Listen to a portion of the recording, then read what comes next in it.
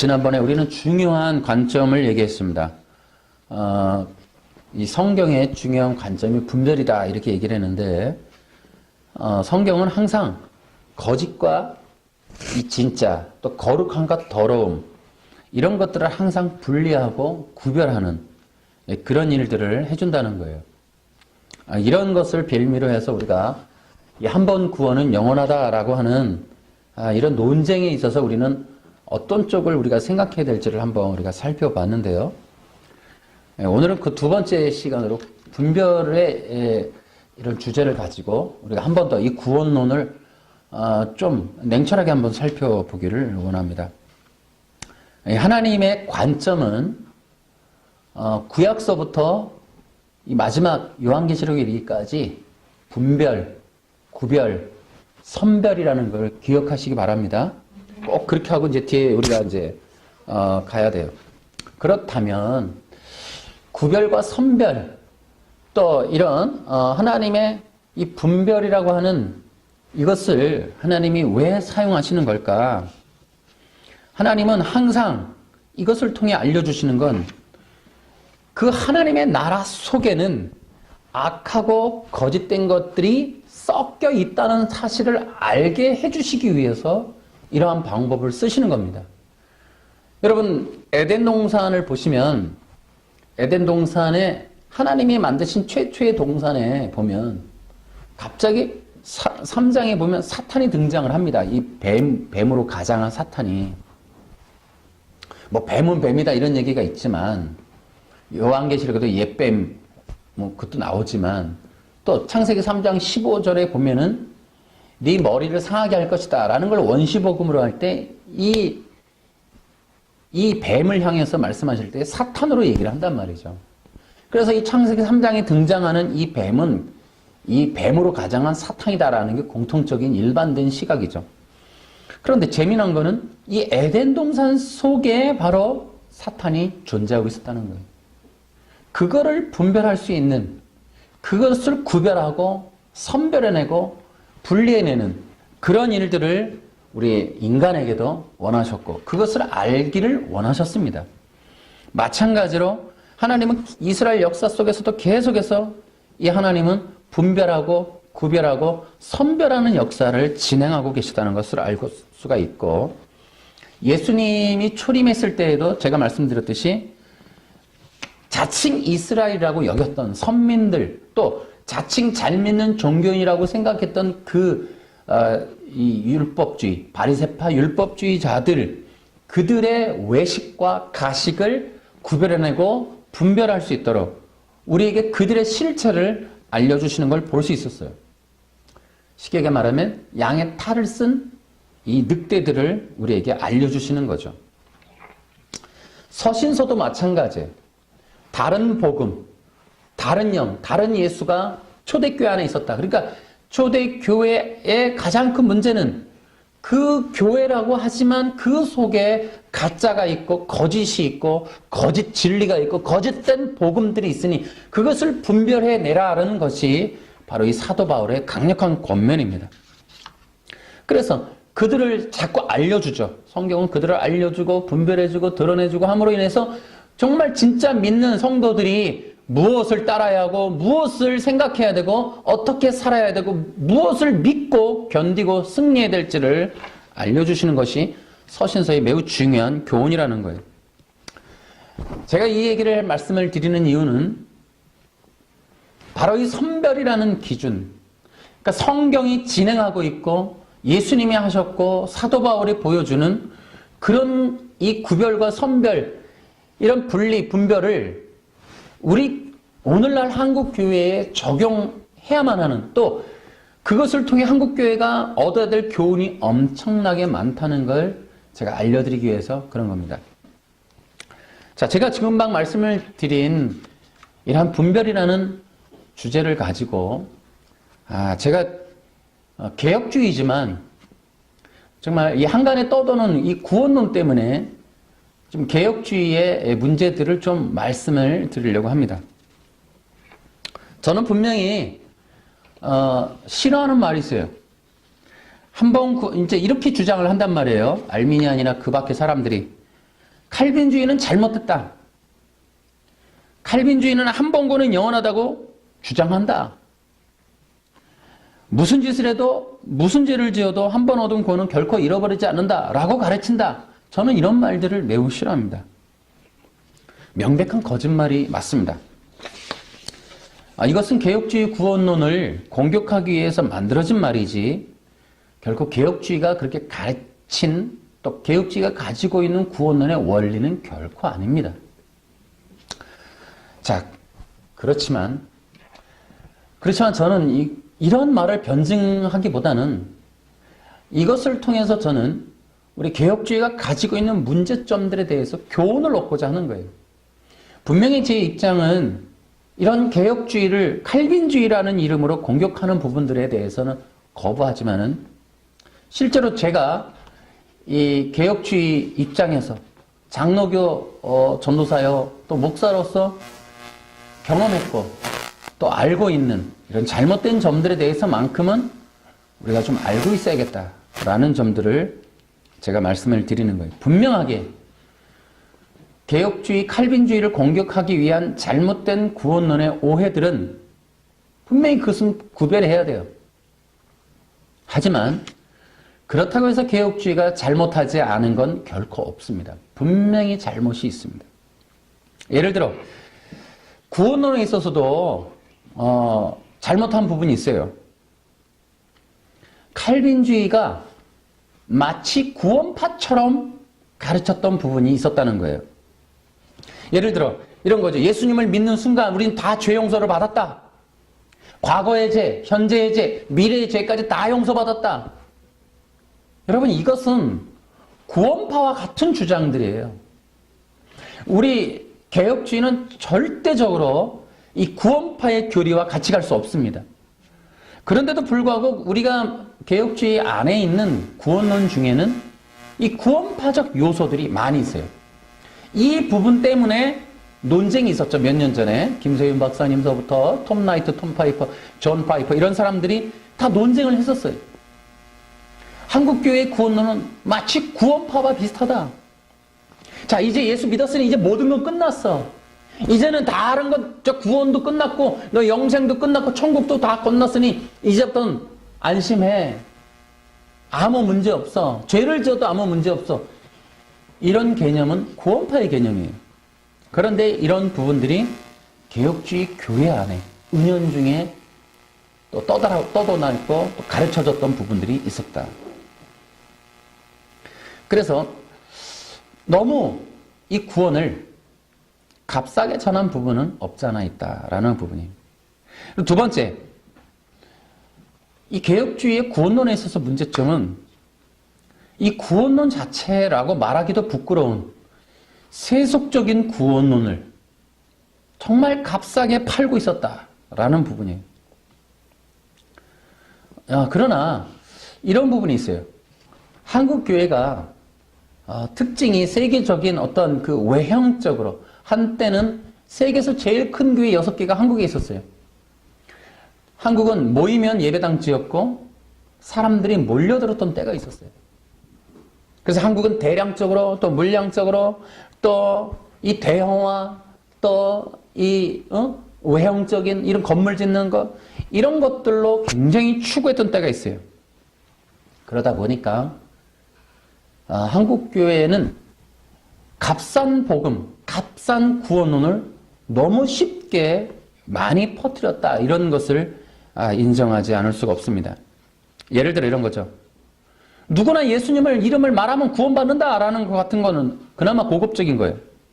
예를 들어 교회 출석하면 구원을 동일시했어요. 너무 심한 것 중에 하나도 영접 기도를 구원과 동일시했어요. 정말 사람들의 숫자를 채우고 숫자를 계산하고 하는 통에 우리는 그 사람이 어떤 사람인지 예수님을 믿었는지 정말 그들의 신앙이 어떤지를 상관없이 인원 세계에 바빴던 때가 있었어요. 그들이 도대체 예수님을 아는지 그들은 정말 복음을 이해는 했는지 이런 데에 관심 쓰지 않고 우리는 너무나 외형적 부흥이라고 하는 여기에 매달려 있는 통에 너무나 값싼 복음, 의미 없는 복음, 아니 세속화된 복음이 너무 쉽게 그렇게 퍼졌던 때가 있었다는 거예요. 이것은 비단 개혁주의만의 문제는 아니라 한국교회 전체의 문제였어요. 순복음, 성결, 어느 교단이 아니겠어요. 그래서 이렇게 구원이라고 하는 것을 남발을 했고 남용했고 오용했다는 거예요. 제가 볼 때는. 이건 분명한 사실이에요. 저도 그 현장에 있었으니까. 많은 사람들이 정말 그들이 총전도로 해서 교회를 나오기는 하기를 원하고 교회 데리고 오길 원해요. 저도 많이 데리고 갔고 또 그런 일들을 수행하는 그런 일들도 했어요. 그러나 정작 데리고 가면 우리는 계산을 했고 숫자를 셌고 열매에 대한 어떤 이야기들은 나눴지만 그가 구원받았는지 영접해는 정말 복음을 이해했는지 예수님을 믿게 됐는지에 대해서는 관심을 쓰지 않았던 때가 있었단 말이죠. 이런 것들은 개혁주의가 지금도 가지고 있는 잘못 중에 하나다라는 거예요. 그래서 개혁주의 문제는 한 번 구원은 영원하다라는 말조차 하지 않는 값싼 구원론, 그 다음에 구원파적인 구원론, 이런 것들을 내재하고 있는 것이 문제라는 거예요. 이뿐만 아니라 저는 개혁주의의 가장 큰 잘못들을 제가 한 서너 가지 말씀을 좀 드리려고 합니다. 첫 번째로 내가 놓은 게 생각을 해볼 수밖에 없는 게, 제가 분명히 얘기했지만 저도 장로교 목사이기 때문에 저도 그 현장에 있고 저도 분명히 깨닫고 있고 느끼는 거지만, 여러분 지금 이 시대의 가장 중요한 부분 중에 하나는 제가 분별이라는 관점을 가지고 우리가 충분히 교훈받아야 된다. 성경이 가지고 있는 분별이라는 그런 기준점을 우리 한국교회에 적용해야 된다라고 제가 말씀을 드렸는데, 우리 한국교회의 문제가 무엇일까? 구원 없는 신앙 만들기예요. 이게 무엇입니까? 진짜 문제는 한번 구원 받았다가 취소되는 건 그 다음 문제라니까요. 오히려 구원을 받았는가의 부분을 가졌다는 것 자체가 고급스러운 거예요. 제가 말씀을 드리려면 예를 들어 구원받지 못했는데도 구원받은 줄 알고 착각하고 사는 사람이 더 많이 있어요.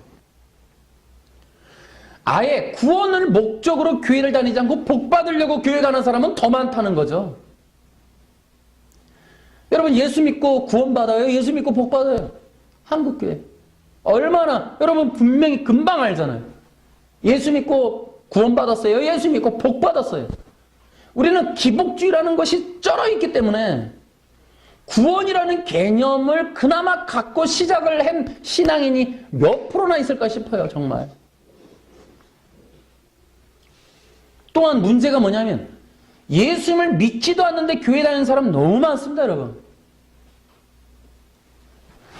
더 한 발짝 나가면 거듭난 적도 없는데 성령 받은 적도 없는데 직분을 받거나 또 높은 자리에 있거나 종교생활하는 사람 굉장히 많습니다.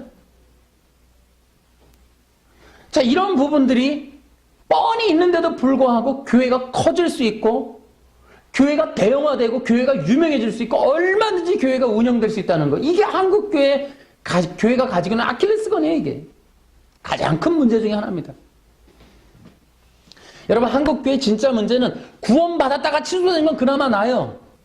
진짜 문제는 구원받은 적도 없는데 구원이라는 걸 알지도 못하는데 예수님을 믿어본 적도 없고 예수님에 대한 경배를 제대로 해본 적도 없는 사람들이, 예수님을 믿고자 하는 마음도 없는 사람들이, 거듭나 본 적도 없는 사람들이 교회 안에 너무 많다는 게 진짜 문제입니다.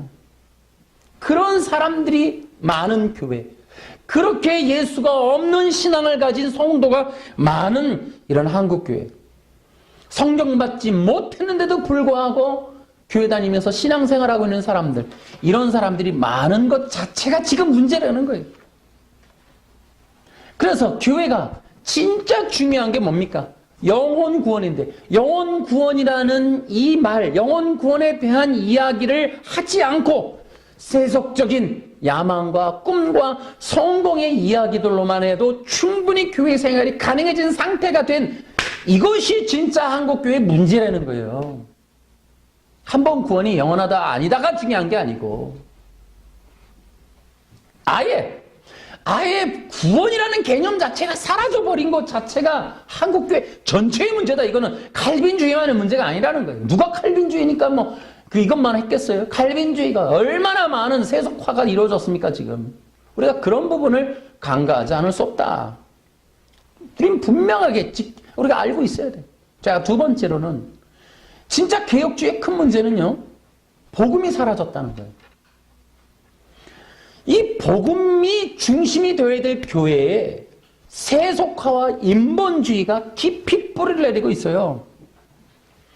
여러분, 성도들이 복음을 들을 수 있는 기회는요, 오히려 교회 밖에 있을 때 더 잘 듣게 돼요. 세속화, 인본주의가 가득해지면. 밖에서는 그나마 사형리라는 전도지라도 받아서 복음을 들을 수만 있지, 교회 안에 들어오는 순간 복음은 사라져요. 교회 안에 있어야만 한, 더 중요하게 퍼져야만 한 가득한 복음이라는 내용보다는 성공과 야망과 꿈의 성취라는 것만 남아있기 때문에 오히려 복음은 교회 밖에서 더 많이 들을 수 있다는 거예요. 자, 이런 부분들 때문에 교회는 더 심각한 문제가 되어 있다. 그러다 보니까 사람들이 무슨 생각을 하냐면, 여러분, 이건 칼빈주의만의 문제가 아니에요. 여러분, 우리 모두가 다 직시하고 있어야 되는 거예요. 교회의 진짜 문제는 구원받은 줄로 착각하고 앉아있는 사람들이 많다는 거고, 또 하나가 교회 안에 있는 사람은 다 구원받았다라는 개념을 갖고 있는 것 자체가 문제예요. 이게 우리가 지금 모두가 지금 심각하게 같이 모여 앉아서 고민해야 될 문제라고요, 이게. 어떤 교파의 문제가 아니라니까. 대한민국 전체가 이단일 가능성이 많아요, 지금. 여러분, 심지어 어떤 사람이 그럽니다. 교인 중에 어떤 사람이 천국 환상을 보니까 교인 중에, 기독교인 중에 80%가 지옥 가더라. 그러니까 한 번 구원은 잃어버린다, 이렇게 하는데 그 얘기가 아니고, 여러분, 실제로 이 얘기를 우리가 이 분별이라는 측면을 가지고 한국교회를 진단해 보면은, 현재 한국교회에 있는 성도의 80%는 아직 구원받지 못한 자들이다라고 보면 되는 거예요. 아직 한국교회에 등록되어 있거나 한국교회에 출석하거나 주일날 나가는 사람의 80%는 성령 받지 못하거나 거듭나지 못한 정말 형식적이고 인본적 종교인에 불과하다라고 우리는 판별해 볼 수가 있습니다. 이것이 문제인 거예요, 이게. 이게 한국교회 현재 복음이 사라진 결과가 바로 이렇다는 거예요. 다시 말하면 뭐예요? 껍데기, 형식적이고 정말 생명 없는 기독교인, 명목상 기독교인이 너무 많다는 사실을 우리는 기억을 해야 되는 거예요. 저는 교회 안에 있으면서 이 복음이 사라진 이유에 대해서 조금 저는 이해를 합니다. 왜냐하면 제가 신학교 다닐 때만 해도 지금도 마찬가지겠지만은 목회하기 중요한 이 요소 중에 내용이 뭡니까? 아마 목사님들은 아마 다 공감하실 건데, 교회를 부흥시키고 싶으냐? 그렇다면 절대로 교회에서 부정적인 얘기 하지 말아라. 예를 들어 죄나 십자가, 죽음 이런 얘기 하지 말라는 거예요. 그런 얘기 하면 성도들이 싫어하고 듣지 않으려고 그러고 출석하지 않으려고 그래요. 교회 부흥에 방해가 된다. 자, 이것은 로버트 슐러 목사님서부터 시작을 해가지고 이 인본주의 기독교가 가지고 왔던, 우리나라에 수출하고 우리나라가 받아들인, 성장하기 위해서, 교회 짓기 위해서, 교회 크게 만들기, 사람들 많이 모으기 위해서 도입한 목회 철학과 목회 사상이, 이런 것들이 교회 안에 많이 있었기 때문에 실제로 제가 전도사일 때에도 그런 요구를 받았어요. 찬양에 십자가 얘기하지 말아라. 찬양할 때 죽는다는 이런 찬양하지 말아라. 밝고 건강하고 밝은 노래 해라. 찬양서부터 십자가와 복음, 예를 들어 우리 찬송가에는 뭐도 있어요? 보혈 찬송이라는 게 있잖아요. 부흥에 방해가 된다는 거예요. 이건 어디서만 해요? 기도원이나 부흥회 때만 하는 거예요. 여러분, 한국교회가 무슨 교파를 떠나서 굉장히 세속화와 인본주의에 쩔었다라는 건 목회학을 통해서 보면 알 수가 있어요.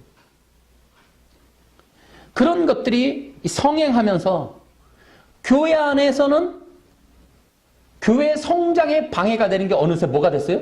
복음이 됐다니까요. 우리가 죄에서 구원받는 문제, 우리 성도들이 짓는 죄의 문제, 실제로 정말 성도가 중요하게 생각해야 될 이 영혼 구원에 관련된 회개와 관련된 이런 내용들을 말하는 것이 금기처럼 여겨졌다는 거예요. 저도 경험이 있죠. 우리가 다 같이 몇 년 전에 존 오웬 책을 가지고 아예 대놓고 공부를 한 적이 있었죠. 근데 대놓고 싫어해요. 물론 지금 우리 성도들 그렇지 않지만은 일부의 어떤 사람이 죄 얘기를 싫어한단 말이에요. 왜 자꾸 죄 얘기를 하냐는 거예요. 회개하라 해도 내가 왜 회개하냐는 거예요. 잘못한 게 없는데 아무리 설명을 해도 안 들어요. 저는 이게 그 비단 몇 사람만의 문제가 아니었다고 봐요. 정말 이 얘기를 한국계 전체에 적용하면 심각한 문제가 일어난다는 거예요. 정말 성도들에게 죄를 모든 교회가 심각하게 한번 가르쳐 보세요. 아마 튀는 사람 많을 겁니다. 아마 직분자들 중에서도 많을걸요. 심지어 목사님에게 사임을 요구하는 경우도 있을지도 몰라요. 이 한국교회가 어느새 얼마나 인본화가 됐는지는 바로 그런 부분을 통해서 우리가 알 수 있어요. 그러니까 목사님들도 쉽게 복음을 전할 수 없는 상황이 될지도 몰라요.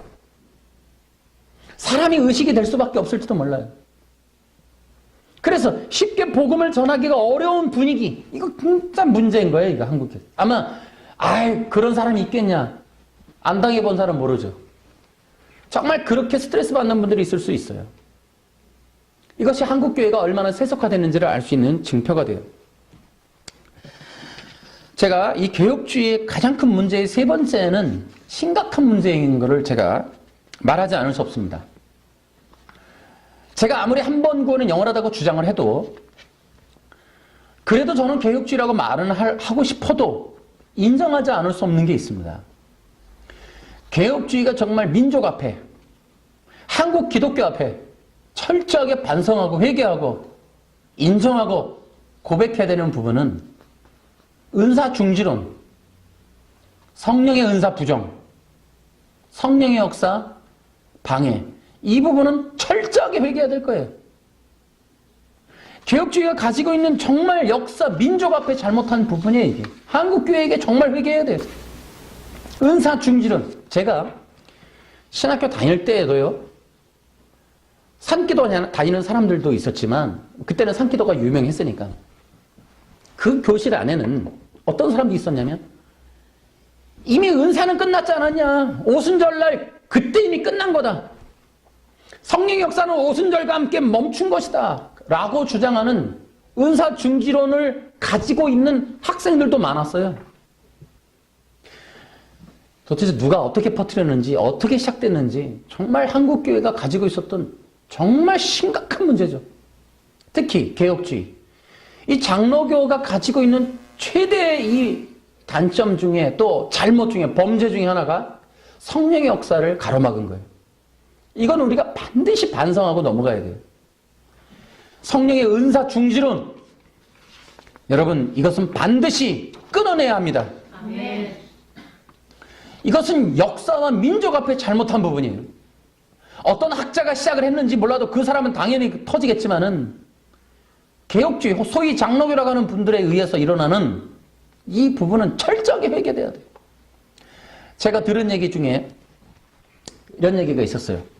어떤 통합층 목사님이 시골의 청빙을 받아서 가서 시험을 면접을 보는데 그 장로님들이 세 가지를 요구를 했다고 그래요. 첫째, 열린 예배 드리지 마세요. 두 번째, 복음성가 부르지 마세요. 세 번째, 당신이 이것을 안 하면 청빙하겠습니다. 성령을 설교하지 마세요. 성령을 설교하지 마세요. 근데 그 목사님이 그걸 도장을 안 찍고 바로 일어났다고 그래요. 제가 이게 몇 년 전입니까? 이게 한 10년 됐어요. 여러분, 이거 직접 들은 얘기예요. 여러분, 이렇게 지금 한국교회가 웃기는 상황이에요. 그것도 통합식 장로교란 말이죠.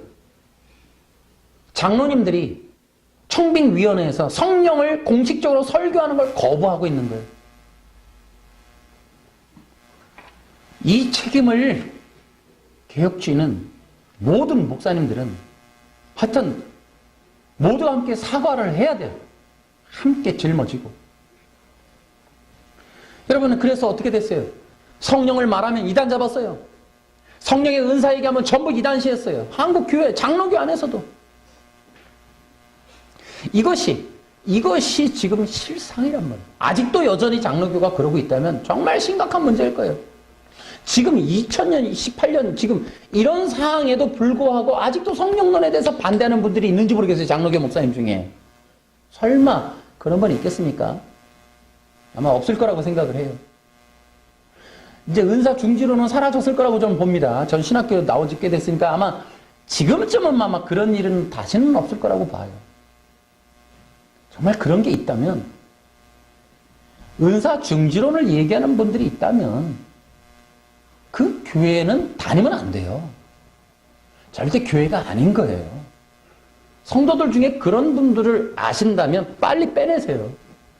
은사 중지론을 말하는 교회가 있다면 교회가 아니죠, 그거는. 어쨌든 뭐 더 얘기할 필요도 없어요.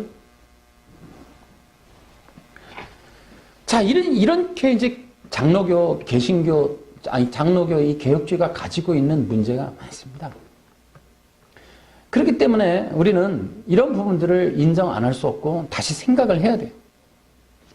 그러면 이제 우리는 모두는 이제 책임을 좀 가져야 될 필요가 있어요. 개혁주의는 역사와 민족 앞에 책임을 지고 사역을 제대로 똑바로 좀 해야 돼요, 이제. 첫째, 제발 어떻게 할까요? 이 얘기를 어떻게 설명을 시키면 좋을까요? 여러분, 교회 안에는 여전히 거듭나지 않았고 예수님의 복음을 필요로 하는 자들이 있다는 사실을 기억해야 돼요. 목사님들이 기회가 있다면 항상 강조해서 복음을 전해야 되는 거죠, 교회 안에서. 그래서 영적 각성 집회도 하고 그래요. 굉장히 좋은 운동이죠. 여러분, 개혁교회가 반드시 기억하고 있어야 될 문제는 교회 안에는 구원받은 줄로 착각하고 있는 자들이 많이 있다는 사실을 꼭 기억해야 돼요. 여러분들도 저도 또 목사님들도. 여러분, 교회 안에 앉아있는 사람들이라고 해서 절대 다 구원받은 자라고 생각해서는 안 되는 거예요. 제가 금방 얘기했죠. 성경의 관점은 분별이에요, 분별. 초대교회에도 분별을 했다니까요. 그 안에 있는 자들 중에서 거짓 선생들을 뽑아내는 거예요. 그 일을 우리가 멈추면 안 돼요. 개혁교회는 개혁교회일수록 교회 안에 있는 알곡과 가라지 중에 이 가라지의 문제, 알곡은 각성시키고 가라지는 거듭나게 하고, 이 사역에 대한 책임을 강하게 져야 합니다. 아멘. 아멘. 교회 안에는 거듭나지 않은 자들이 있을 수 있다. 아멘. 아직도 구원받지 못했는데 구원받은 줄로 착각하고 있는 자들이 있다는 거예요. 그런 자들을 인식해야만 하는데, 그런데도 불구하고 여전히 교회 등록만 하면 그냥 다 구원받았다라고 생각한단 말이죠. 이게 문제라고. 이게 한 번 구원이 취소되는 문제가 아니라 아예 한 번 구원조차 받은 적이 없는 사람들이 앉아있는 게 문제라니까요. 그걸 기억하자는 거예요, 그걸. 그러므로 어떤 책임을 또 져야 되냐면, 개혁교회는 이제 세속화와 인본주의에 눈을 좀 떠야 돼요. 저는 그 생각을 해요. 개혁교회가 대부분 이제 장로교회니까 장로교가 대부분 나라에서 큽니다. 보면 대형화가 많이 이루어져 있어요. 저는 이 세속화와 인본주의를 뺐을 때에도 대형화가 이루어질 거냐라는 거 봤을 때 부정적인 시각을 갖고 있습니다. 한국교회 안에서 세속화와 인본주의 요소를 빼도 과연 저 대형교회가 유지될까? 물론 그런 교회가 있겠죠. 하지만 정말 많은 몸부림을 쳐야만 할 거예요. 지금 바로 그거 해야 돼요. 우리에게 있어서 숙제는 뭐냐면, 교회에서 사람들이 좀 빠져나가는 한이 있어도, 교회의 숫자가 좀 적어지는 한이 있어도 한국교회는 본질 회복을 이뤄야 된다. 세속주의와 인본주의와 치열한 싸움을 싸워야 돼. 그래서 복음의 본질을 회복해야죠. 이것이 한국교회가 책임져야 되는 문제예요. 책임져. 이제는 해야지. 이제는. 성공하고 기도하면 성공하고 꿈을 이루고 계속해서 자녀 성공 뭐 이런 사업 번창 없는 것은 아닌데 본질이 가려지게 되어서는 안 된다는 거예요. 이것이 세속화의 영향이 되거나 인본주의 요소가 되어서는 안 된다. 저는 이 생각을 하고 있습니다.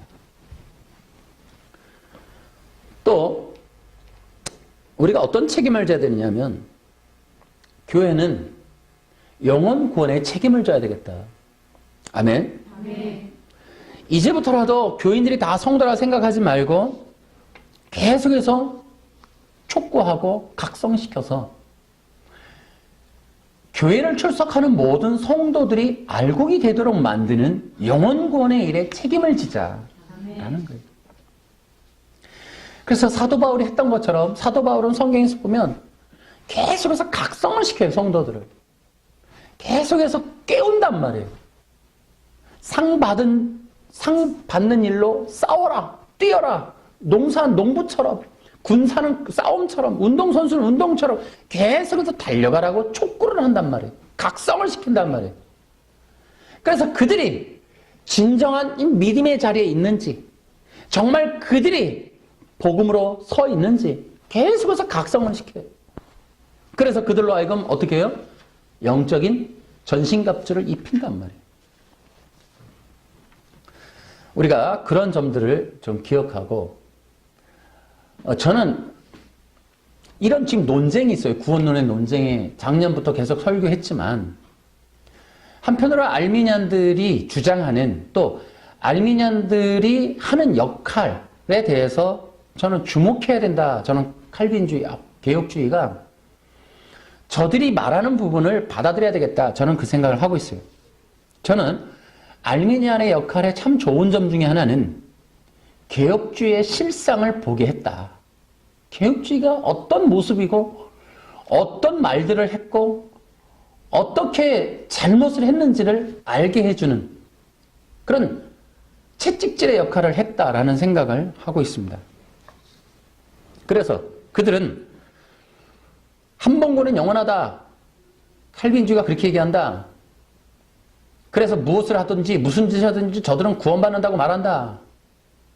라는 말들을 하는데 언뜻 들으면 화가 나고 말도 안 되는 얘기 같지만 그러나 제가 앞서서 얘기했던 대로 개혁주의의 실상을 돌아보면 그런 의미를 내포했던 교육, 설교, 또 교회 프로그램 얼마든지 있었어요. 이런 것들을 좀 인정하고 또 이 알미니안들의 주장을 통해서 한국교회가 가지고 있는 이 개혁주의가 가지고 있는 구원론이 얼마나 심각하게 무지하고 부족하고 또 훼손되어 있는지를 기억해서 다시 회복하자는 거예요. 회복하자. 정말 개혁교회, 저는 이런 생각을 해요. 지금 칼빈이 1600년대에 말했던 그 말 말고 1500년대에 말했던 거 말고 지금 개혁주의가 가지고 있는 복음으로 영혼이 구원될 수 있을까? 지금 개혁주의가 말하려고 하는 구원론 가지고 정말 당장 자기 앞에 있는 성도들이 거듭나게 될 수 있을까? 그래서 영혼 구원에 굉장히 무능력한 집단이 돼버린 건 아닐까 저는 그 생각을 하자는 거예요. 개혁주의가 해야만 했던 우선적인 영혼 구원의 능력을 이것이야말로 개혁주의가 가장 능력이 없는 부분이 되어버린 건 아닐까. 영혼 구원의 가장 취약한 부분을 가지고 있는 게 개혁주의가 아닐까. 성도를 모으는 방법, 성도를 운영하는 방법, 수만 명을 굴리는 방법, 건물을 짓는 원리, 성도의 헌금을 걷는 원리, 세계 어딜 내놔도 이거 뒤처지지 않을 거예요. 한국 사람들이 세계 나가서 성전 건축 짓는 거 보세요. 아마 이 건물 짓는 건 세계에서 두 번째 가라면 서러워할 거예요.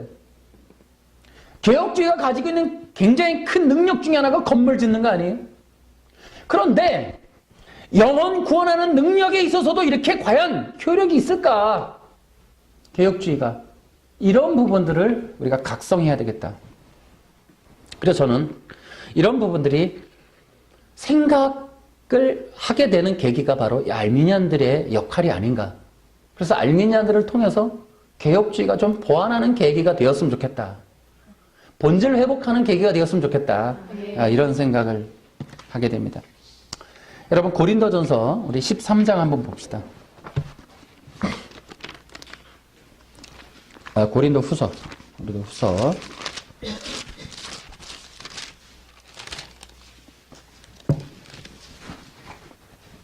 5절 6절 시작.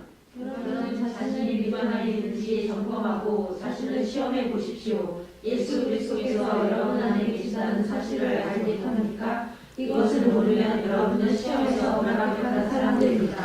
나는 우리가 불합격자가 아니라는 것을 여러분이 알아주기를 바랍니다. 아멘. 아멘. 이제 우리는 어떻게 해야 되느냐? 우리 자신을 시험하자. 무엇을? 명심합시다. 우리가 해야 될, 성도들이 해야 될 시험 중에 첫 번째는 내 안에 예수님이 계신가예요. 아멘. 아멘. 사도 바울이 이걸 보면 마지막 경고라고 대놨어요. 그래서 정말 우리 안에 내가 믿는 믿음이 예수님을 믿는 믿음인가?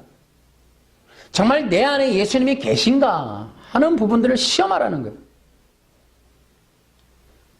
두 번째로 우리는 어떤 시험을 해야 돼요?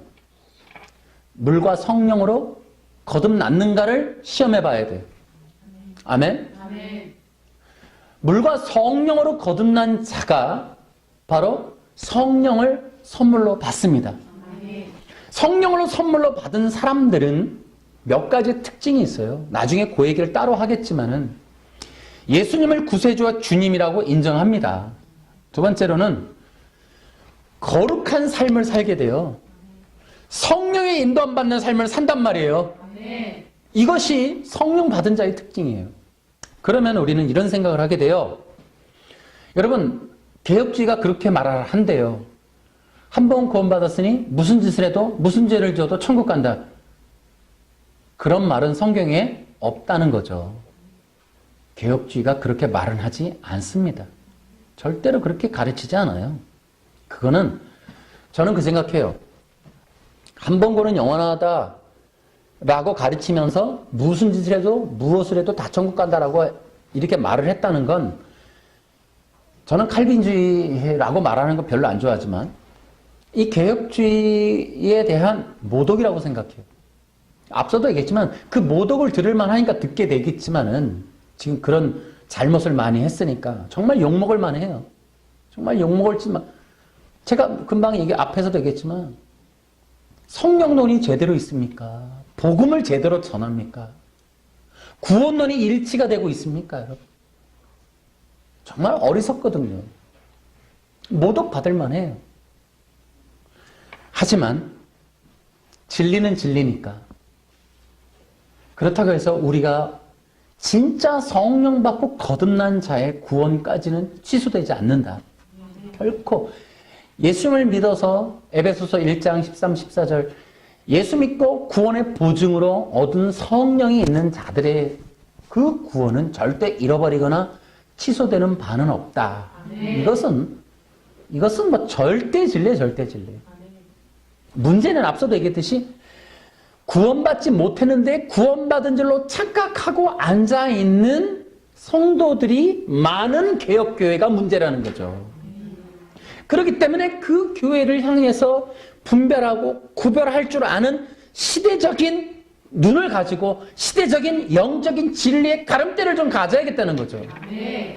각성을 좀 하자는 거예요. 목회자나 성도들도 자신을 시험해서 나 진짜 구원받았나 거듭났나 이런 영혼 구원의 문제에 직시를 좀 하자는 거고 영적인 목자로 하나님이 불러서 세워서 기름 부어서 목사 만들어서 설교를 시키면 적어도 내 앞에 있는 성도가 구원은 받았는지는 한 번쯤은 인식하고 설교 사역 좀 하자. 아멘. 아멘. 그런 시대가 왔으면 좋겠다는 거죠. 한 번 얻은 구원이 취소돼서 봐라, 예수 믿는 사람도 나중에 다 지옥 간다, 이런 논리는 결코 맞지 않아요. 앞에서도 계속 성경 전반적인 원리는 가짜들을 분별해내는 게 그게 중요한 문제란 말이죠. 한국교회 진짜 문제는 교인이 아닌데 교인으로 착각하고 있는 가짜들이 많다는 데 문제가 있어요. 이것은 우리만의 문제겠습니까? 이방인 교회가 안고 있는 문제 중에 하나가 복음을 제대로 모르고 기독교를 제대로 모르고 그냥 교인 하는 거예요, 교인.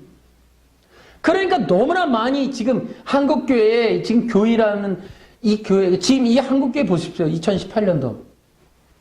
사실 무력하기 짝이 없어요. 정말 하나님의 영적인 일에 정말 자원하는 분이 얼마나 있으면 여러분 교회들 둘러보세요. 여러분 일꾼이 없다 그러잖아요. 여러분 정말 진정한 하나님의 나라의 일에 열광적으로 정말 자신의 뭔가 뜻을 다 헌신해서 하시는 분들 몇 명이나 있어요. 전체 다 안 그러잖아요. 심지어는 그런 말 있죠. 웬만한 교회들, 좀 이렇게 큰 교회들을 30%는 다 관람객이라고. 다 왔다 그냥 가시는 분들이에요. 내 앞에 있는 분들이 전부 구원받은 자 아니라는 사실이죠. 그래서 우리는 다 이러한 영적인 시각에서 좀 시험을 좀 하자. 사도 바울이 말했던 것처럼 여러분은 자신이 믿음 안에 있는지 점검하고 자신을 시험해 보십시오. 저는 그 얘기를 말씀을 드리고 싶어요. 그래서 항상 이렇게 자신 스스로가 영적으로 정말 살아있는 사람인지 생명 얻은 사람인지 구원받은 사람인지를 시험할 수 있는 그런 일들이 있으면 좋겠어요. 왜냐하면 중요한 게 있습니다. 여러분 보세요. 영적인 전쟁이라는 걸 들어보셨을 거예요. 영적 전쟁이라고 하는 것 중에 중요한 게 뭐냐면 사탄과의 전쟁. 그래서 사탄과의 전쟁이 뭐라고 생각하세요? 도대체 사탄이 도대체 우리랑 왜 싸워요? 우리랑 왜 싸워요, 사탄이? 믿는 자들을 넘어뜨리기 위해서 싸우는 거죠. 예를 들어 이런 거예요. 여러분, 일제시대 때나 6.25 사변을 가만히 보시면은 일제시대 때 일본 놈들이나 6.25 때 공산당, 지금의 저 북한, 김정은 저놈들, 이 저놈들이 지금 여러분 북한 얘기 제가 자제하고 있는데 여러분 북한과의 통일은 나는 통일기금 만든 것도 유용되지 않기를 바랄 뿐이에요. 지금 통일기금 그때 만들었는데 다 누가 가려고 어디가 있는지 모르겠어요. 제발 좀 다들 정말 정신 차렸으면 좋겠어요. 또 하나는 남북통일 좋죠. 반드시 기억하세요. 자유주의예요, 우리나라. 북한 공산주의예요. 어떻게 통일하겠다는 거예요? 도대체 어떻게 흙과 백이 통일을 하겠다는 거죠? 너무 낭만적인 접근을 하지 말라는 거예요. 기독교 목사님들이나 우리 성도들이 통일 그러는데 되게 좋죠. 근데 북한은 일제 독재 치하 국가예요. 통일이 과연 될까? 그런데 여러분 역사적으로 보면은 재미난 거는 북한이라고 하는 공산주의는 기독교를 박해했어요. 여러분 우리나라 6.25 사변 때 어떤 일이 있었어요? 북한이 남침을 했죠. 여러분 재미난 게 지금 국정교과서 없애고 나서 검정교과서 쓰잖아요. 검정교과서에서 이번에 세 가지를 통과시켰죠. 5.18 사건, 6.10 항쟁, 부마 사건인가 그거를 다 합리화해서 이 민주화 통일운동으로 그걸 투쟁으로 넣었어요. 그런데 이 공산당이랑 싸운 사건은 다 빼버려요. 더군다나 지금 검정교과서에서 가장 큰 문제가 뭐예요? 6.25 남침 사라졌습니다, 여러분. 결국은 이제 이 국정교과서를 만들고자 했던 것도 북한에 대한 실체를 기록하고 싶었던 거고, 국정교과서 방해해갖고 검정교과서 만들고자 하는 것도 북한에 대한 모든 기록을 다 삭제하거나 왜곡시키려고 했던 거니까. 재미난 역사죠. 이거를 좀 그렇습니다만은 어쨌든 여러분 생각해 보세요. 일본이나 북한 공산당은 남한에 있는 교회를 공격을 해요. 왜 공격합니까? 그래놓고 뭐 하려고 해요? 니네 예수 믿을 거야 말 거야. 니들 예수님 믿으면 죽이고 안 믿으면 살려줄게. 여러분, 이 마지막 전쟁은 믿음 전쟁이에요. 믿음. 내가 끝까지 예수님을 믿을 거냐 말 거냐예요. 이해되세요? 영적인 전쟁이라는 게 그런 거예요. 우리의 신앙을 빼는 거란 말이에요. 우리의 믿음을 빼는 거라고. 우리 안에 있는 믿음이. 여러분 지금 보세요. 신천지 보세요. 신천지가 성도를 뺏어가면, 속여서 데리고 가면 뭐부터 해요? 기존에 얘가 가지고 있는 생각이 무엇이고, 그래놓고 뭐해요? 비유풀이 해가지고 이 속에다가 신천지 이만희 우상화 작업을 하잖아요. 기존에 예수님을 믿는 믿음을 쏙 뺀단 말이죠. 그래서 이 믿음의 대상을 빼버리고 믿음의 내용을 빼서 새로운 거 넣는 작업을 하잖아요, 쟤네가. 마찬가지예요, 북한도. 우리가 예수님을 믿는 것을 왜 싫어해요? 우리가 예수 믿으면 주체사상 김일성이를 믿질 못하게 되니까. 김일성이 한 사람이 들어가게 되려면 이 지금 민족이 얼마나 웃겨요, 우리나라가. 대한민국 재밌죠, 지금. FTA 다 반대했죠.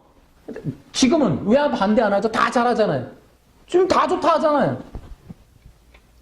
여러분 검정교과서 난리 났었는데 왜 태극기 집회해요? 6.25 사변을 경험한 사람이 아직 살아있거든, 우리나라에. 이게 문제인 거죠. 그러니까 얘네들의 문제는, 종북 좌파의 문제는 한국이 아직도 6.25를 경험하고 전사 군인이었던 분이 살아있는 게 지금 가장 힘든 거예요, 이게 지금. 6.25 기록을 없앨려니 저 사람들이 좀 살아있거든. 이게 이제, 이게 문제가 되는 거예요. 그러니까 이게 6.25 공산당 얘네들이 우리에게 있어서 싹 빼는 거예요, 싹 빼. 우리 안에 있는 의식을 싹 빼고 새로운 걸 넣기를 원하는 거예요. 그래야 통일이 되니까. 왜? 주체사상으로 통일이 가능하려면 이제 민족의 의식을 세탁을 해야 되니까. 민족의 세탁을 해야 되는데, 의식을 세탁해야 되는데, 지금 방송, 언론, 신문을 통해 지금 급속도로 시속 180으로 달리면서 국가가 지금 민족의 의식, 국민의 의식을 다 바꿔내고 있는데, 여러분, 이 의식화 작업에 제일 방해되는 게 바로 기독교인이에요. 그러니까 뭐예요? 교회 해체. 이제 이데올로기라고 하는 이 젠더 이데올로기라고 그러더라고요, 이정훈 교수는. 그러니까 서구 역사를 보니까, 서구 기독교를 보니까 어떻게 하니까 기독교가 해체되더라 라는 걸, 이 통계를 가지고 한국에 작업하는 게, 이 종북좌파 정부가 하는 게 급속 드라이브를 거는 게 교회 해체거든요. 교회 해체. 왜요? 국민을 의식을 세탁을 해야 되는데 기독교 의식 때문에 안 되는 거예요, 이게. 그러니까 교회를 해체를 시켜가지고 의식화를 완전히 바꿔버린단 말이죠. 이 전쟁이 영적 전쟁이에요. 이해하시겠어요? 우리 속에 예수님 빼는 게 사탄의 목적이라니까요. 우리 안에 예수님 심어지지 못하게 하는 거, 그게 세속화와 인본주의의 전략이에요. 그러니까 지금 한국 기독교의 문제는 사탄이가 점령을 한 것이 문제인 거예요. 복음화가 이루어지지 않고 예수화가 이루어지지 않고 믿음이 제대로 잡히지 않은 상태에 있는 게 문제인 거지, 언제 구원은 받아봤어요, 우리가 지금? 그러니까 알미니안들의 단점도 뭐냐면, 지금 일단 교회 간 사람들을 전부 구원받은 걸로 여기고 있는 거야. 우리 개혁주의는 그렇게 보면 안 된다니까요. 교회 안에 있는 사람들을 전부 구원받은 자로 말하면 안 된다는 거예요. 알미니안이 가지고 있는 최대 문제는 뭐냐면 만민 구원설이거든. 그러니까 모든 사람을 위해서 예수님이 죽었다는 거고, 우리는 택한 자를 위해서 죽었다는 거예요. 그러니까 모든 인류를 위해서 죽었다는 거예요. 제가 다음 시간에는 이제 이 행위구원이 갖고 있는 위험성이 어떤 위험성인지, 이제 쟤네들은 칼빈주의가 한 번 구원은 영원한 구원이라고 가지고 있는 위험성이 크다고 얘기하지만, 여러분 행위구원론자들이 얼마나 위험천만한 마지막 시대에 이게 문제 덩어리들인지를 제가 다음 주 시간에 얘기를 좀 하려고 그래요. 이 행위구원론이 어떤 결과를 가져오는지 정말 심각한 결과를 갖고 와요. 여러분 재미나지 않아요? 신천지도 다 이단들이 한결같이, 우리가 말하는 이단들, 한국교회에서 이단을 찍는 모든 이단들의 구원론은 다 행위구원론이에요. 왜 그럴까요? 다음 시간에 그 얘기를 좀 해드릴게요. 그러니까 우리가 가지고 있는 이 문제는 알미니안들 문제예요. 우리는 교회 안에는 알곡과 가라지가 있다고 여겨야 된다는 게 우리에게는 당면한 문제지만은 더 심각하게 바라봐야 되는 게, 알미니안은 뭐냐면 교회 안에 있는 모든 사람은 다 구원받았다고 여기고, 그 사람들 중에 누군가가 교회 안 다니면 그 사람들이 구원받았다가 취소됐다 이렇게 얘기를 하는 게 그게 감춰진 비밀이란 말이에요. 지금 사람들이 잘 모르는 알미니안이 갖고 있는 저 술수 중에 하나가 만민 구원서를 갖고 있으면서 일단 교회 한 번만 가도 다 구원받았다고 여기는 거예요. 저 사람들. 우린 그렇지 않은데. 그래놓고 그 사람이 교회 안 다니면 거 봐라 한 번 구원받았다 취소해야 된다. 이렇게 얘기를 하고 싶은 거거든요. 그러니까 우리가 지금 중요하게 생각하는 것도 영적 전쟁은 뭐냐면 믿음을 빼는 거지 교회를 못 다니게 하는 게 아니라니까요. 아시겠습니까? 내가 예수를 믿는 믿음을 빼버리는 거. 이게 영적 전쟁이에요. 옛날에 일제시대 때도 그랬잖아요. 예수를 믿을래 안 믿을래지 교회 갈래 안 갈래가 아니거든. 너 기독교인이 될래 안 될래가 아니라 너 예수님을 믿을래 안 믿을래. 쉽게 얘기하면 예수님 사진 놓고 그거 하잖아요. 제가 그 일본 순교 영화 그 뭐죠? 침묵이라는 영화도 보니까 그때도 그 천주교 신부들 놓고 그 천주쟁이들을 잡아갖고 예수님 사진 놓고 밟으라는 거예요. 밟으면 살리고 안 밟으면 안 밟으면 살고 밟으면 죽인다 이런 개념으로 그때도 영화에도 보니까 침묵이라는 영화에 나오더라고. 그거거든요. 우리가 예수님을 믿느냐 안 믿느냐가 저희들의 관심이야. 예수님을 구세주와 주님으로 믿을 거냐 안 믿을 거냐가 마지막 시대 영적 전쟁이고 사탄의 우리가 공격하는 우리에게 공격하는 목적이란 말이에요. 그러면 우리는 뭐를 해야지 이기는 거예요? 믿음을 지키는 거예요. 할렐루야. 그 믿음을 지켜내는 거예요. 내가 예수님을 믿는 믿음을 갖고 있는데 그 믿음을 지켜내는 부분 이것이 우리에게 영적인 승리고 영적인 전쟁의 내용이라는 거예요. 아멘. 아멘. 그 내용이 디모데후서 봐봐요. 디모데후서 바울의 고백을 한번 들어보세요. 디모데후서 4장 6절부터 9절 8절까지 6절 시작. 나는 하나님께 내 삶을 바쳐오고 이제는 이 땅을 떠날 때가 되었습니다. 나는 선한 싸움을 싸웠고 내가 달려가야 할 길을 끝냈으며 이름도 지켰습니다. 이제 내게는 영광의 멸류관의 판을 받는 것 같습니다. 그 멸류관은 하나님과 함께하며 의롭게 살았다는 표시로 주시는 상입니다. 주님이 바로 정의의 재판관이시기 때문에 마지막 그날에 주님은 내게 멸류관을 주실 것입니다. 또한 나뿐만 아니라 주님이 다시 오시기를 간절한 마음으로 기다리는 모든 사람에게도 주실 것입니다. 아멘. 아멘. 아멘. 여러분, 예수님을 믿는, 그러니까 구원은 예수님을 믿는 믿음으로 얻어요. 그러면은 예수님을 믿고 나면 진짜 성도, 성령이 임하시면 그 성도들을 어디로 인도하느냐? 믿음의 전쟁으로 인도하세요. 그래서 성도들로 하여금 믿음 전쟁을 하도록 인도하시는 게 성령님이에요. 왜 그러느냐? 그러면 성령님이 뭐 싸움꾼이냐? 그게 아니고 명심하세요. 예수님을 믿고 거듭나서 성령을 받고 나면 성령님이 이 땅에서 성도들에게 하시는 건 딱 한 가지예요. 예수님으로 이거지기. 예수님으로 충만해지기. 예수님의 형상을 회복하기. 이것 때문에.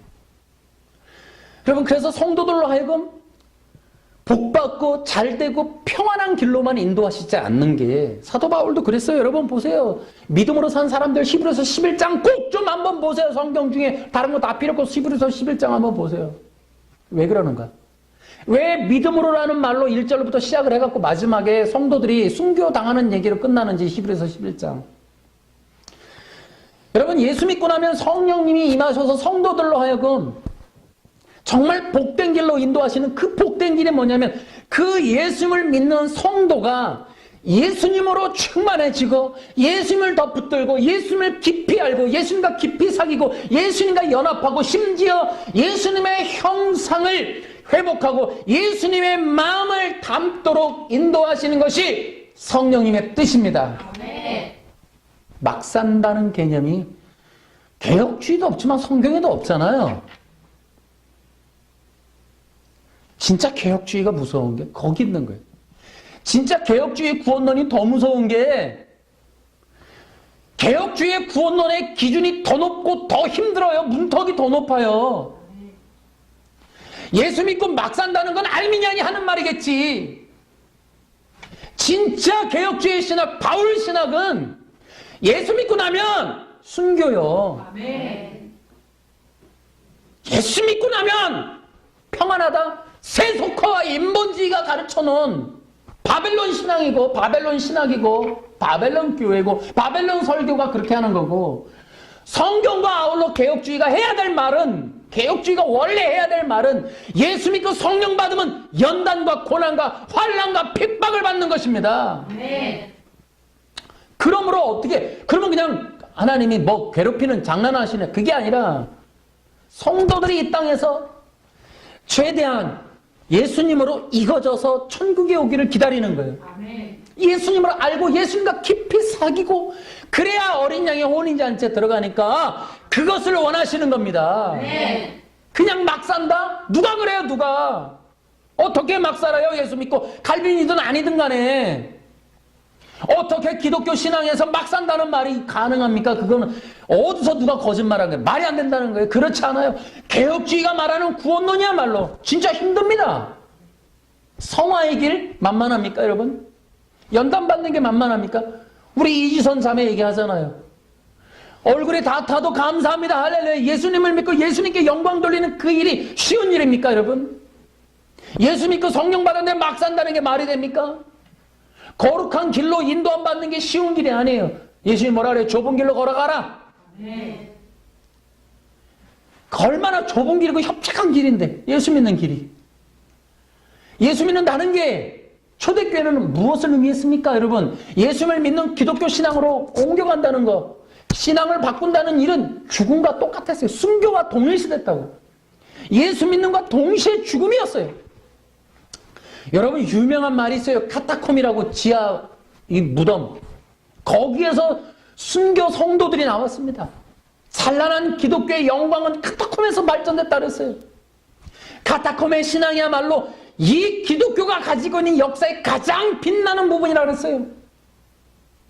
그 지하 공동묘지에서 그 가족들이 보는 앞에서 이 목이 따면서 죽어가면서 예수님을 믿는 믿음을 포기하지 않았던 그 성도들이 살았던 당대, 그때야말로 기독교가 기독교였고 기독교가 가장 세상에서 빛났던 때였다라는 거예요. 아멘. 아멘. 이것이 기독교예요. 그래서 지금 마지막 시대에도 영적인 전쟁은 다른 게 아니에요. 우리 안에는 믿음 빼기예요. 우리 안에는 예수님 빼기라고. 우리 안에는 생명력을 빼내기예요. 신천지도 또 다른 세속화의 사상도 정치도 경제도 많은 환난과 사람들의 이야기 속에서도 우리로 하여금 우리가 지금 가지고 있는 내 안에 있는 믿음을 빼는 일을 하고 있다고. 그러니 여러분, 이제 우리 자신 스스로가 이런 걸 통해서 내 자신의 진정한 믿음이 있는가를 시험하시기 바랍니다. 아멘. 난 진짜 예수의 사람인지를 시험할 수 있는 길은 환난과 핍박을 통해 확인하는 거예요. 그래서 주님이 더욱더 각성과 또 부흥과 또한 우리의 이런 영적인 갱신을 위해서는 항상 환난과 핍박을 앞에 두는 이유가 그때에 내가 진짜 믿음이 있다라는 걸 깨닫고 그것을 시험하고 검증하고 드러내고 확증받는 계기가 되기 때문에 우리를 하여금 그렇게 하신다니까요. 그러므로 여러분, 우리는 믿음 전쟁을 통해서 우리 자신이 진정한 알곡인지 진정한 성도인지 진짜 믿는 사람인지를 증명하고 드러냅시다. 아멘.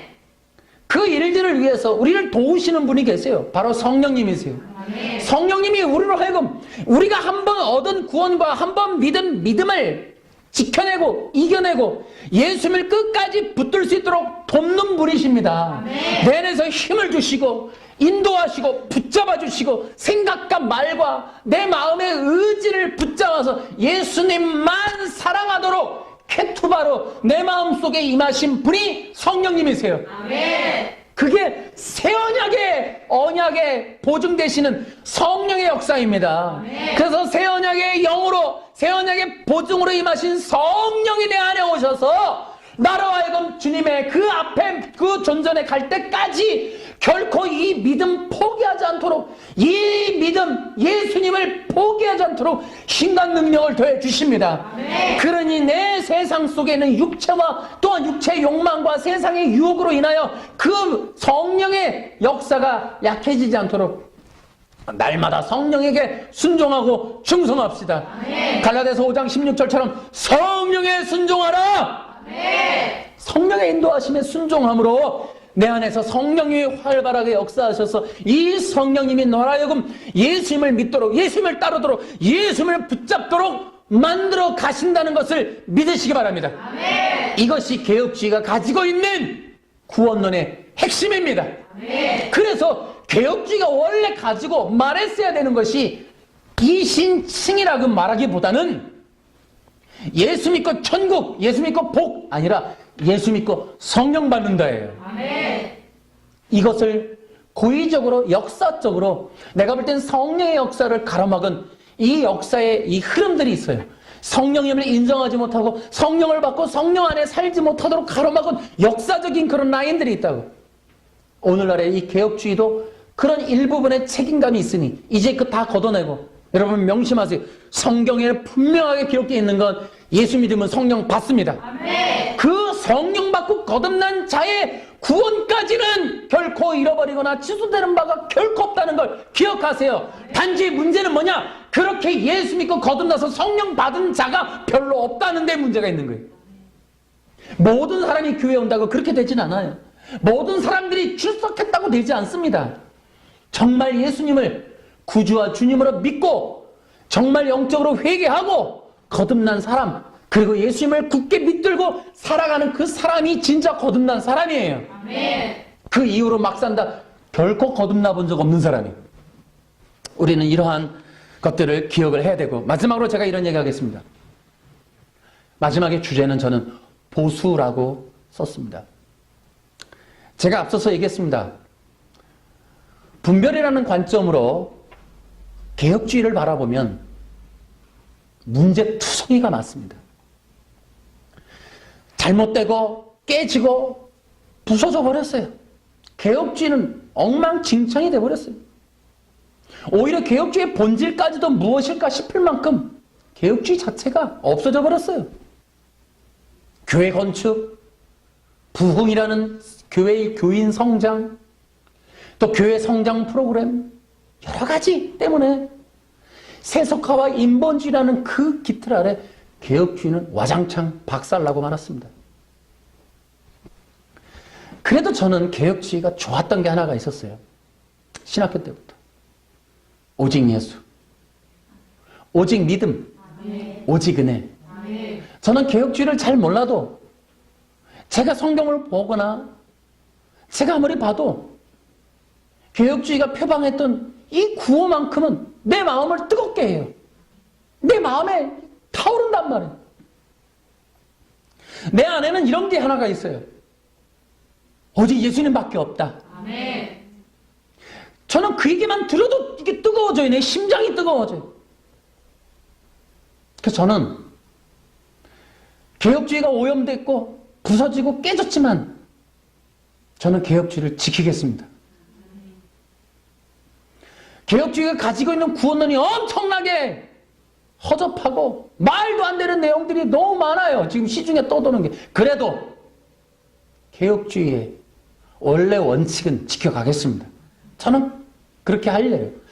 개혁주의를 보수하겠습니다. 그냥 고쳐서 쓸래요. 그냥 개혁주의가 잘못한 부분 인정하고 회개하고 돌이켜서라도 개혁주의라는 자동차 다 부서져 깨져서 낭떠러져 떨어진 고물이 됐어도 그거 고쳐서 다시 한번 써보려고 그래요. 왜냐하면 개혁주의 안에 있었던 성경이 오직 예수님을 얘기하고 오직 구원이라고 하는 게 인간의 힘이 아닌 예수님의 능력과 예수님의 십자가의 그 능력으로 우리를 구원한다는 그 예수의 십자가가 내 심장을 뜨겁게 합니다. 그래서 어쩔 수가 없어요. 다른 거 선택할 여지가 없어요. 나는. 바울도 비슷한 고백을 했더라고. 고린도전서 2장 2절에. 그리스도가 달리신 십자가, 그리스도 그분 외에는 다른 거 알지 아니하로 작정했다고. 저도 인간의 행위 구원 절대 반대예요. 나 못하니까, 내가 안 되니까. 나라는 인간은 예수님이 아니면 한 발짝도 못 움직이니까. 예수님이 해준다는 이 은혜가 너무 좋아서, 예수님이 나를 구원했다는 소식이 너무 좋아서,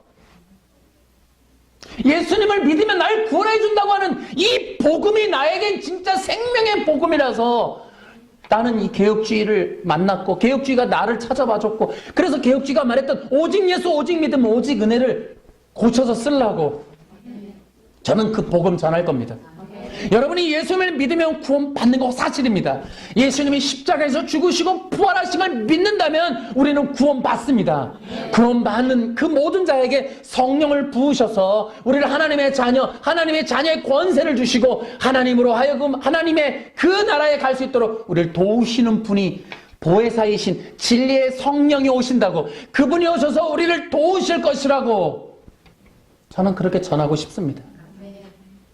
그 개혁주의가 가지고 있었던, 나를 살렸던 그 복음, 내가 예수님 믿고 살았고, 예수님 믿고 거듭났고, 예수님 믿고 새 생명 얻어서 지금 이렇게 복음으로 살아갈 수 있도록 만들어주셨던, 그 나에게 다가와줬던 그 복음을 나도 전하려고 합니다. 여러분, 저는 그렇게 해서 이 성경적인 구원은 영혼을 구원에 이르게, 나를 구원에 이르게 해줬으니까, 그럼에도 불구하고 나는 믿음 전쟁에 아직 남아있는 과정에 있는 사람이지만, 그러나 바울처럼 끝까지 믿음을 지켜서 하나님 앞에 갈 거라고 저는 믿습니다. 성령님이 나를 가만두지 않으시고 나를 도우실 거라 믿습니다. 그래서 저는 성령론적 이 구원론을 가지고 있는 개혁주의로 영혼을 구원에 이르게 하는 복음전도 사역을 하려고 합니다. 여러분, 개혁주의는 부족하지만 그럼에도 불구하고 오직 예수를 증언하여 구원받는다는 이 진리를 지켜가야 합니다. 인간은 절대 구원에 이르게 할 능력이 없고, 인간이 자신의 구원을 이루는 데 있어서 0.001%도 절대로 가감할 수 없다는 사실을 기억합시다. 이 진리를 지켜가는 여러분과 제가 되길 바랍니다. 많은 사람들이 갈등하신다면, 구원에 대해서 헷갈리신다면 저는 이런 얘기를 통해서 정말 예수님을 굳게 믿고 신뢰하시라고, 예수님을 믿고 예수님을 끝까지 의지하고 신뢰하신다면 당신의 구원은 결코 흔들리지 않을 거라고 저는 믿습니다. 그렇게 얘기를 해주고 싶어요. 예수를 믿는 한 당신은 결코 구원에서 떨어질 일은 없습니다. 그러니 방황하고 갈등하지 마십시오. 우리를 구원에 이르게 해주는 건 내 선한 행위의 몇 가지의 항목이 아니라 예수님이 이루어놓으신 십자가의 죽으심과 부활하심입니다. 그것이 나의 구원의 근거가 되고 능력이 되는 거지 내 행위는 아무것도 아니에요. 그러니 우리의 구원의 근거를 나에게서 찾지 마세요. 오직 예수님에게서 찾으시기 바랍니다. 예수님이 나의 구원의 근거가 되는 거지 내 행위는 근거가 되지 않습니다. 그럼 나 아무렇게나 살아도 된다고요? 아니요. 성령이 임하실 거니까 성령 받은 자는 예수님 따라서 삽니다. 예수의 십자가의 그 걸으신 좁은 길을 걸어가면서 예수님을 사랑하면서 예수님을 붙들면서 거룩한 길로 가게 될 것입니다. 그렇게 걸어간다고 느껴지시고 확인되면 당신은 성령 받은 겁니다. 예수님을 구세주라 믿으면서 끝까지 예수님을 신뢰하고 예수님을 믿는 그 십자가의 길을, 십자가의 걸음을, 십자가의 삶을 산다면 당신은 성령 받은 겁니다. 그렇다면 끝까지 기억하십시오. 그리고 이제 나머지 인생을 여러분의 그 가진 그 믿음을 지켜내기 위해서 씨름하십시오. 싸우십시오. 그리고 마지막엔 승리하게 될 겁니다. 그리고 히브리서 11장에 기록된 사람들과 같이 우리도 믿음으로 결국 승리한 그런 명단에 오르게 될 겁니다. 우리 하나님께서 우리를 지켜주시길 바랍니다. 이 성령론적 구원을 지키고 정말 예수님을 근거로 승리하는 여러분 되기를 주 예수님의 이름으로 축원합니다. 할렐루야, 박수로.